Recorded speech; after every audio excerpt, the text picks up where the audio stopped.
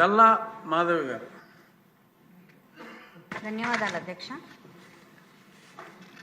అధ్యక్ష, మహిళా సాధికారత అంటే మహిళలను సామాజికంగా, ఆర్థికంగా, రాజకీయంగా అభివృద్ధి చేయడం అధ్యక్ష. మరి సామాజికంగా మహిళల అభివృద్ధి కోసం ఇటు కేంద్రం మరియు రాష్ట్ర ప్రభుత్వాలు ఎంతో కృషి చేస్తున్నాయి అధ్యక్ష. ఆర్థికంగా బలపడటానికి డ్వాక్రా సంఘాలతో మన చంద్రబాబు నాయుడు గారు ఆనాడే ఆలోచించి మహిళలలో ఆర్థికంగా ఎదిగేలా, తాము ఎవరిపై ఆధారపడకుండా బ్రతికేలా అవకాశం కలిగించారు అధ్యక్ష.